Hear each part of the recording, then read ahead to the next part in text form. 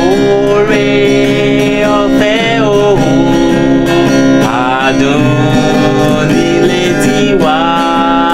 Gbọ̀ngàn rẹ̀ yóò gba orúkọ ayé ògbọ́ pẹ̀lú. Oore ọ̀fẹ́ ṣá ní gbẹ́kẹ̀lé mi. Jésù kú fún aráyé, ó kú fún mi pẹ̀lú. Oore ọ̀fẹ́ ṣá ní gbẹ́kẹ̀lé mi. Jésù kú fún aráyé, ó kú fún mi pẹ̀lú.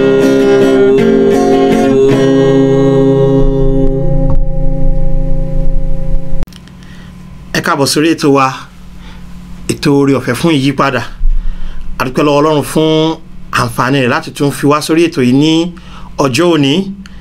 Mo fẹ́ dúpẹ́ lọ́wọ́ Ọlọ́run pé ìkọ̀ọ̀kan wa a ní àǹfààní láti lè gbọ́ ètò yìí. Mo sì mọ̀ pé Olúwa yóò bùkún ọkàn wa àti ayé wa nítorí ọ̀rọ̀ Ọlọ́run tí yóò jáde. Ẹ jẹ́ kí a gbàdúrà. Olúwa, ẹ ṣé fún àkókò yìí àti gbogbo ọkàn tí ó ṣetán láti gbọ́ ọ̀rọ̀ yín. Olúwa, ẹ jọ̀ọ́ ẹ lu ọ̀rọ̀ yín kẹ́ jẹ́ kí ó ṣe ayé wa níre, kó yí ayé wa padà, kó sì fi ògo fún orúkọ mọ́ yín. Ẹ bùkún wa ní tòótọ́ lónìí, kẹ́ jẹ́ ká rí ìrànlọ́wọ́ yín gbà ní orúkọ Jésù Olúwa wa, àmín. Ìwé Lúùkù orí kìíní ni mo fẹ́ kà lónìí. Ìwé Lúùkù orí kìíní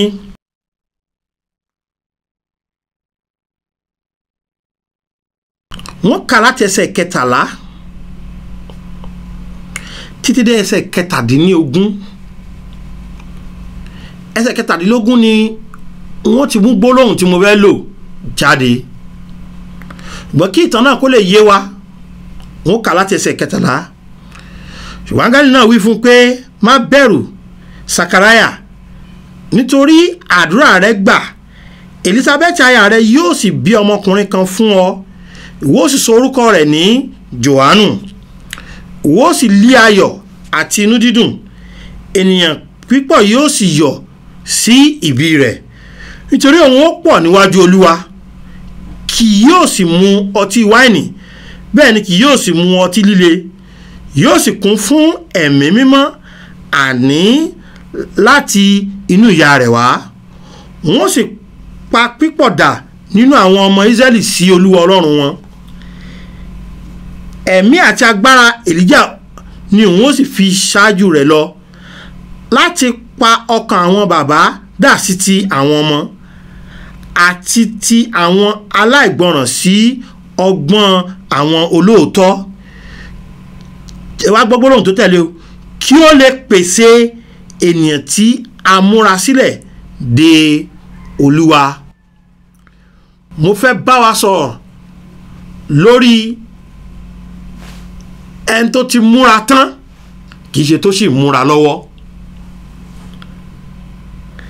Ẹni tó ti múra tán, kìí ṣe tó sì múra lọ́wọ́.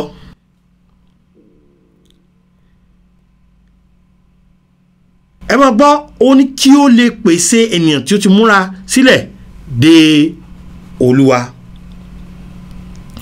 Gbólóhùn kìíní tí mo fẹ́ ká mọ̀ ni pé Jésù Olúwa ń padà bọ̀. Ìwé Jòhánù orí 14 láti ẹsẹ̀ 1. Jésù ó sọ fún wa níbẹ̀ wípé ẹ má ṣe jẹ́ kí ọkàn yín dàrú. Ẹ gba Ọlọ́run gbọ́, ẹ gbà mí gbọ́ pẹ̀lú. Nínú ilé bàbá mi ọ̀pọ̀lọpọ̀ ibùgbé li ó wà. Ìbá má ṣe bẹ́ẹ̀, èmi ìbá ti sọ fún yín, nítorí èmi lọ pèsè ààyè sílẹ̀ fún yín. Bí mo bá sì lọ pèsè ààyè sílẹ̀ fún yín, ẹ mọ̀ gbọ́, èmi ó tún padà wá. Olúwa wípé òun ó ṣe kí ni o, òun ó padà wá. Ṣé tí gbogbo nǹkan ò bá dájú, ìpadàbọ̀ Jésù dájú. Ìpadàbọ̀ Jésù ó dájú ṣáká. tí kò ní àní tàbí ṣùgbọ́n nínú. Ó ní èmi ò tún padà wá, èmi ò sì mú yín lọ sọ́dọ̀ èmi tìkára mi, pé níbi tí èmi gbé wà kí ẹ̀yin lè wà níbẹ̀ pẹ̀lú. Ìbéèrè yẹn wá ní pé ǹjẹ́ o ti múra tán fún dídé Olúwa? Ǹjẹ́ o ti múra tán àbó sì múra lọ?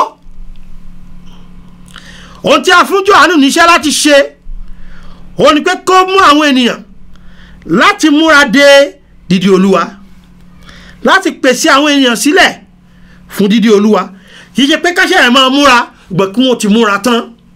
A ní ìpàdé kan tó dájú pẹ̀lú ẹlẹ́dàá wa, a bá ẹlẹ́dàá wa pàdé. Nǹkan méjì ló lè fà á láti bá ẹlẹ́dàá wa pàdé. Nǹkan àkọ́kọ́ ni ikú. Ó ṣe ṣe kí ikú dé.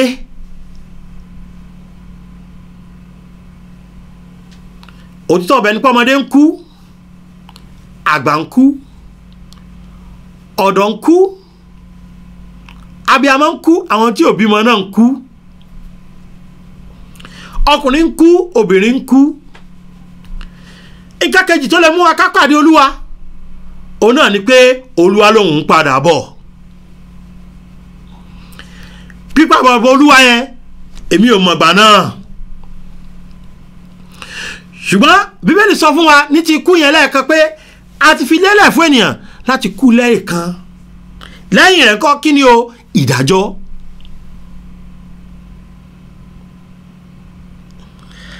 A ó pàdé Olúwa. Mo ní ọ̀nà méjì náà la lè fi ló ṣe é ṣe kó jó ṣẹlẹ̀. Nínú kí Olúwa kí ó dé kí ìpè dún,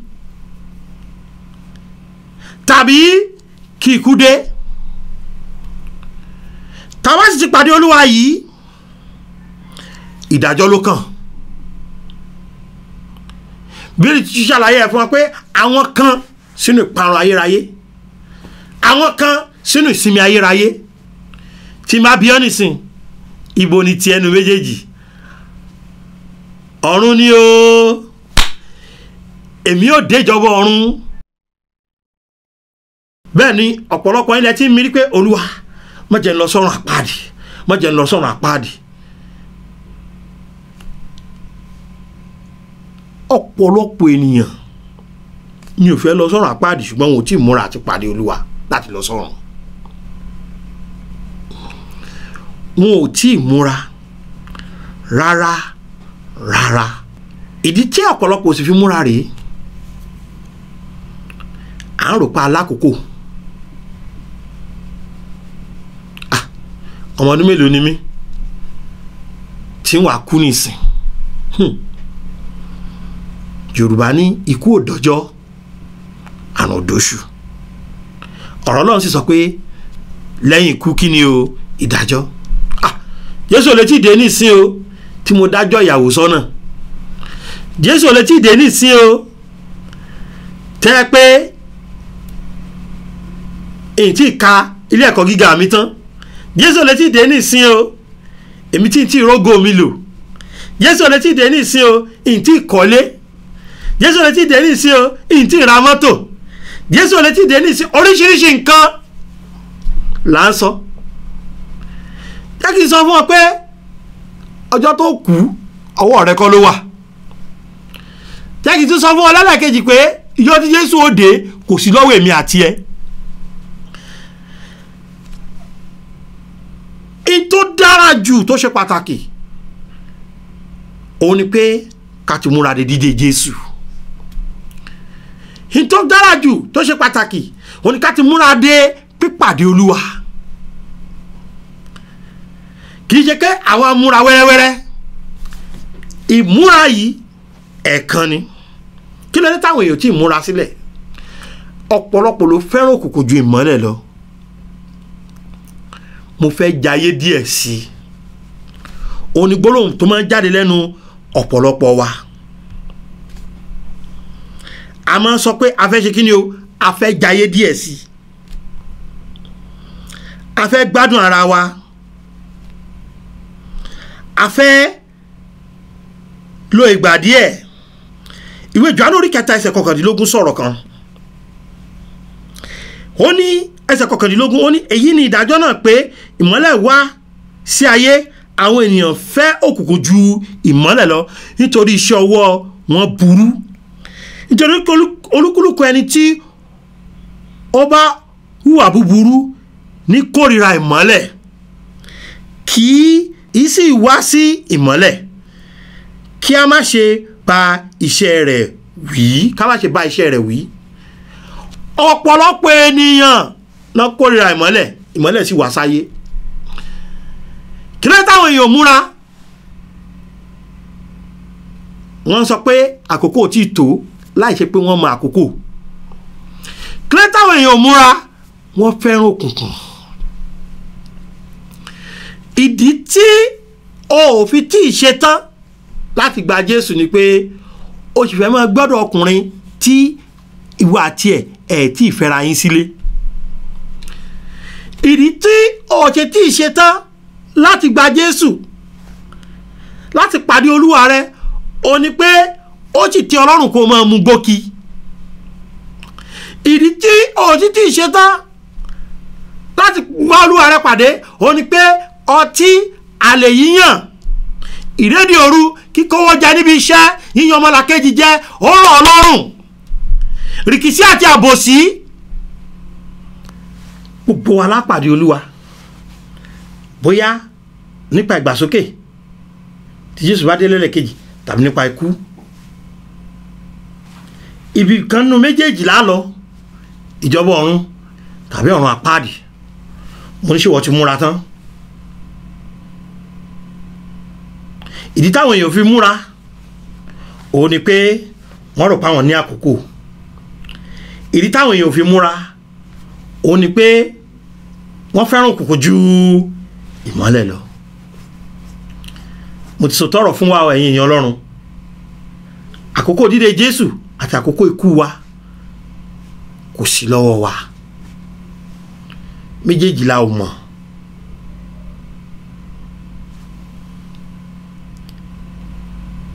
Ìgbọ́n torí pé o rò pé òun gbádùn ẹ̀ṣẹ̀ lọ́wọ́ ò fẹ́ gba Jésù, eléyìí ló léwu jù.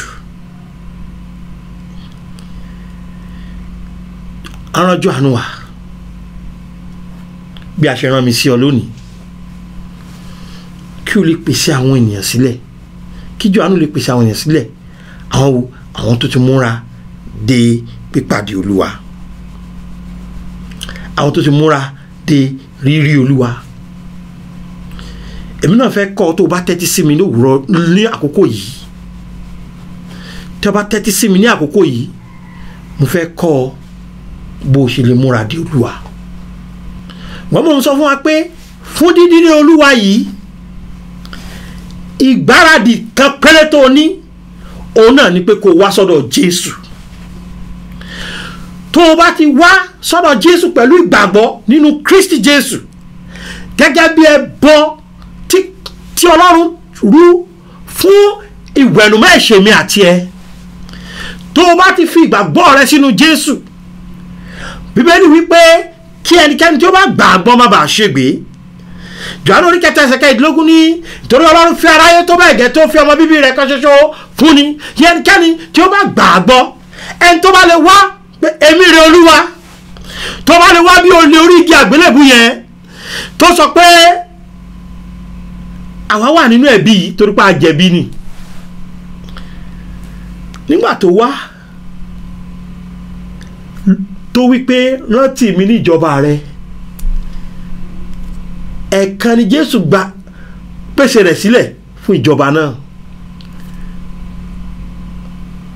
Ó wá pẹ̀lú rẹ̀lẹ̀, ó wá gẹ́gẹ́ bí aláìmọ́, ó sì rí oore ọ̀fẹ́ tó péye gbà.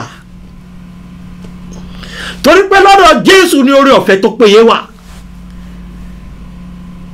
Kì í ṣe pé ó wá gẹ́gẹ́ bí ẹni tó ní iṣẹ́ mímọ́, kì í ṣe pé ó wá gẹ́gẹ́ bí ẹni tó ní ẹ̀sìn, kì í ṣe pé ó wá gẹ́gẹ́ bí ẹni tó pé, kò ṣe pé ó wá gẹ́gẹ́ bí ẹni tí kò lẹ́ṣẹ̀, ó wá gẹ́gẹ́ bí ẹlẹ́ṣẹ̀. Báwo ló ṣe lè gbáradì? Báwo ló ṣe lè múra de pípàdé Olúwa? O gbọ́dọ̀ wá bó ti rí. Olúwa kò wá ikú ẹlẹ́ṣẹ̀, báwo ló ti rí aláìmọ̀ ètè? báwo ló ti rí aláìpé? báwo ló ti rí aláìwà bí Ọlọ́run? báwo ló ti rí kàn wá bẹ́ẹ̀ sọ́dọ̀ Jésù? yóò gbà ọ́ là pátápátá. ìgbàlà rẹ̀ yìí ọ̀fẹ́ sì ni. Róòmù orí 4 ẹsẹ̀ 23 ó ní nítorí ikú lè èrè ẹ̀ṣẹ̀, ṣùgbọ́n ẹ̀bùn ọ̀fẹ́ Ọlọ́run ní ìyè tí kò ní pẹ̀kun nínú Kristi Jésù Olúwa wa. tó o bá ti gba Jésù Kristi Olúwa wa gbọ́, ohun tí yóò fún ọ náà ni ìyè àìnípẹ̀kun. ohun tí yóò ṣe náà ni pé yóò gbà ọ́ là bó o ti rí ni. bó o ti rí yẹn gangan, bó o ti rí bóyá o ti jẹ́ ẹni ìtanù lójú àwọn ènìyàn, wá sọ́dọ̀ Jésù bó o ti rí. bó o ti rí yẹn gangan, bóyá wọ́n tún mọ́ lójú àwọn èèyàn pé ẹni mímọ́ ni, tó o bá lè wá sọ́dọ̀ Jésù pé mo mọ̀ pé gbogbo òdodo mi bí àkísà ẹlẹ́gbin ni, òun ò fún ọ ní òdodo èyí tó ju ti àwọn Sadusí àti akọ̀wé lọ, tó ju ti àwọn Farisí àti akọ̀wé lọ, yóò sì sọ ọ̀dọ̀ ọmọ Ọlọ́run. àníṣe wá bó o ti rí, wíwá bó o ti rí lọ́nà àbáyọ fún ìmúrasílẹ̀ di Olúwa. Ọlọ́run ò retí kó máa múra díẹ̀díẹ̀. ìmúra kan ṣoṣo tó o nílò òun ni kó ti gba Jésù olùgbàlà gbọ́. Jòhánù aràn sáwọn ènìyàn kí ó lè pèsè ènìyàn tí a múra sílẹ̀ di Olúwa. ǹjẹ́ o ti múra? ǹjẹ́ o ti múra? mímúra yìí kì í ṣọ̀rọ̀ mò ń ṣiṣẹ́ tọ́ dídi ẹni pípé. wọ́n yẹn parọ́ fún wọn lórí ilẹ̀ alààyè ò lè pé. èmi tí mò ń sọ̀rọ̀ yìí mi ò pé. Jésù nìkan ló pé, torí pé òun ni Ọlọ́run.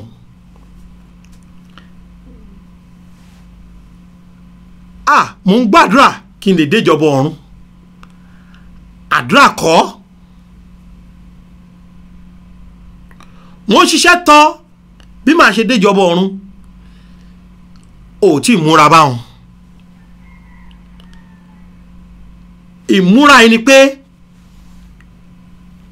ìgbàkúùgbà, ọjọ́kọ́jọ́, àkókò kákòókò, ibikíbi tí ń bá wà, bẹ́ẹ̀ lẹ́nu iṣẹ́ ni, bẹ́ẹ̀ lè gbọ̀nsẹ̀ ni, bẹ́ẹ̀ lójú oorun ni, tí Jésù bá dé bí olè bí òru lóru, tàbí tí ikú bá dé, mo ti ṣetán. ó mà rọrùn láti múra. mo ní ká wá bá a ṣe rí. báwo la ṣe rí yẹn gan? ẹlẹ́ṣẹ̀ ni wá. Bíbélì wípé nínú ẹ̀ṣẹ̀ náà lóyún wa. nínú ẹ̀ṣẹ̀ náà lóyún wa. àjogún àgọ́ ẹ̀ṣẹ̀ ni. ẹ̀ṣẹ̀ ẹlẹ́ṣẹ̀ torí pé òun parọ́, ìgbó jẹ́ ẹlẹ́ṣẹ̀ torí pé àbí ọlẹ́lẹ́ṣẹ̀ ni. arákùnrin kan tó ń pè ní DMD wípé gbogbo èèyàn la bí pẹ̀lẹ́yìn rẹ̀ tó kọ sọ́lọ́run. gbogbo wa láti bàtà ti bí wa láti kẹ̀yìn sọ́lọ́run. ṣùgbọ́n DMD tún wípé ìrònúpìwàdà túmọ̀ sí pé mo yí kúrò nínú rírò pé iṣẹ́ rere mi, ìwà rere mi, ìfèdèfọ̀ mi, ẹ̀sìn mi, ìjọ mi ni ó mú mi dọ́run.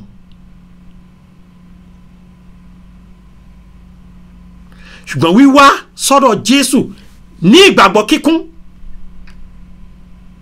pé ikú, sísin àti àjíǹde Jésù ó ra ìgbàlà fún wa. olórin yẹn ní ẹnikẹ́ni tí ó bá gba Jésù gbọ́ tó sì gba iṣẹ́ orí àgbélébù yóò rí ìgbàlà kíkún gbà lọ́fẹ̀ẹ́, torí Kristi lágbára láti gbanilá. Kristi kò fún wa ní ìgbàlà bọ̀, kò fún wa ní ìgbàlà èyí tó yẹ pé a gbèrú fúnra wa.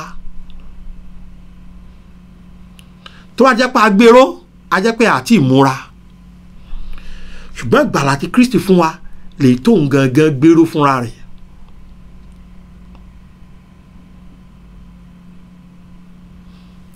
bó ló sì ṣe gbéró ó ṣèdìdí wa títí dọjọ́ àjíǹde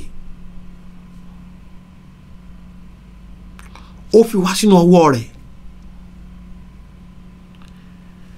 o ò nílò àdúrà bàbá kà mí yẹ níjọba rẹ mọ́, o ò nílò bàbá mú mi délé mọ́, o ò nílò mọ́jẹ́ ń fayé bọ̀rùn jẹ́.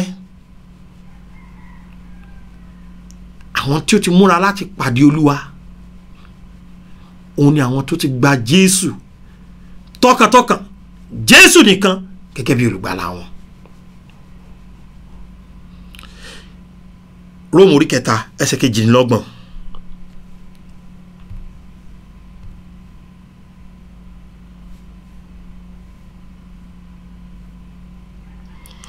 nítorí náà parí rẹ̀ sí pé nípa ìgbàgbọ́ ni à ń dá ènìyàn láre láìsí iṣẹ́ òfin. iṣẹ́ òfin kọ́, iṣẹ́ ẹ̀sìn kọ́, iṣẹ́ òdodo kọ́. àwọn iṣẹ́ òdodo yẹn èrè náà ń fúnyàn, ṣùgbọ́n tí ó jẹ́ kéèyàn wọbi téèyàn ó ti gbèrè yẹn gan. báwo ṣe wọbi tá ti gbèrè yẹn gan?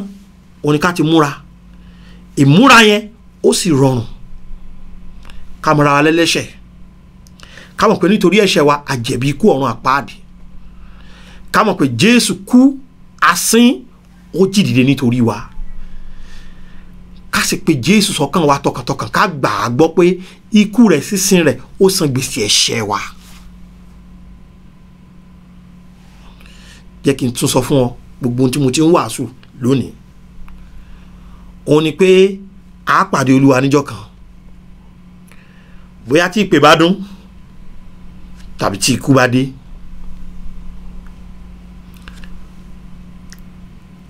ìkànnì bíi méjìlá lọ, ìjọba ọ̀run tàbí ọ̀run àpáàdì. mo á ń bèrè pé ǹjẹ́ a ti múra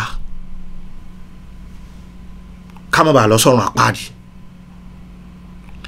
ọ̀pọ̀lọpọ̀ tí ì múra nítorí pé wọ́n rò pé àwọn ní àkókò. ọ̀pọ̀lọpọ̀ tí ì múra nítorí pé wọ́n fẹ́ràn òkùnkùn ju ìmọ́lẹ̀ lọ. ṣùgbọ́n ìmúra kan péré náà la nílò. ká wá sọ́dọ̀ Jésù bá ti rí pẹ́lẹ́ṣẹ̀ ni wá.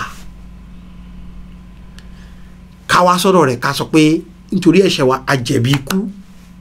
bí olórí igi àgbélébùú yẹn ṣe sọ pé Olúwa rántí mi níjọba rẹ̀. bí ọkùnrin agbowóde yẹn bó ṣe kúnlẹ̀ tó gbàdúrà tó ní Olúwa ṣàánú fún èmi ẹlẹ́ṣẹ̀, bí ló lọlé ní ìdáláre, òun ti múra báwọn. Farisí ni ò lọlé ní ìdáláre. tí wọn náà bá gba Jésù lónìí, a ó dá ọ láre. kì í ṣe nípa iṣẹ́ òfin o, nípa ìgbàgbọ́. kì í ṣe nípa ìgbàgbọ́ àti iṣẹ́ òfin, nípa ìgbàgbọ́ nìkan. ṣó pé Jésù sọ́kàn rẹ lónìí, tẹ́rẹ̀ bá níbi tó wà yẹn. sọ pé Jésù èmi rè o, mo mọ̀ pẹ́lẹ́ṣẹ̀ ni mi, mo wá bí mo ti rí. Jésù ṣàánú fún mi. mo gbà ọ́ gẹ́gẹ́ bí olùgbàlà ọkàn mi lónìí.